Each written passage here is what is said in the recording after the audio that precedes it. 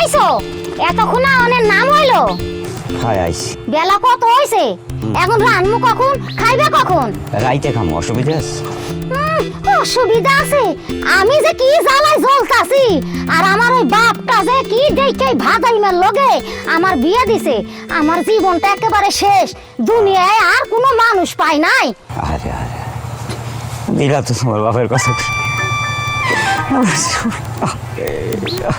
তুমি আমার আব্বারে এত ভালোবাসো থাক কান্দো না তুমি দোয়া করো যেন মানুষটা পরপারে শান্তিতে থাকতে পারে অনেক দোয়া করি আমার শ্বশুরবেলা জনমের দোষকে পড়ে একটা যন্ত্র আমার ঘাড়ির উপরে চাপাই দিয়ে গিয়া আমার জীবনটা এখানে কয়লা কয়লা বানাইছে কি তুমি আমার বাপের অভিশাপ করলা এত খারাপ মানুষ তুমি খামোশ!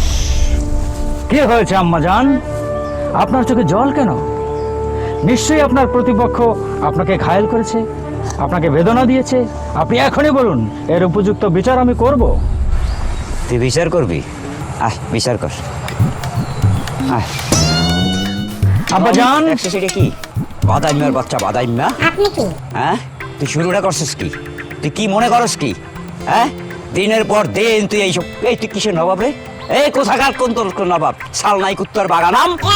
দেখুন আব্বাজান, আমি আপনার একমাত্র পুত্র, এই মহল্লা রাজ্যের স্বঘোষিত নবাব, আপনার একমাত্র উত্তরাধিকারী, আপনার বংশের একমাত্র প্রদীপ। কিন্তু আপনি আমাকে অপমানজনক কথা বলে পিতা পুত্রের সম্পর্কের মধ্যে এক বিশাল দেয়ালের সৃষ্টি করেছেন। ছি আব্বাজান, ছি!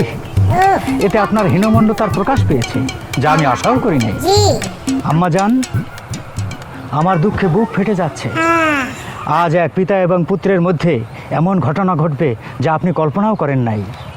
আপনি অন্দরমহলে যান আম্মাজান, আমি দেখছি আপনার প্রতিপক্ষকে কিভাবে ঘায়েল করা যায়। এই বাপ বেটা স্বভাব এক। হে আল্লাহ, এই বাপ বেটার হাত থেকে তুমি আমারে রক্ষা করো। এটা ছাড় হালাই দিয়ে এদের মাথায়। কি করবি তুই? বিচার করবি? আব্বা, মাইকেলও চরম খ্যাপছে বুঝলেন।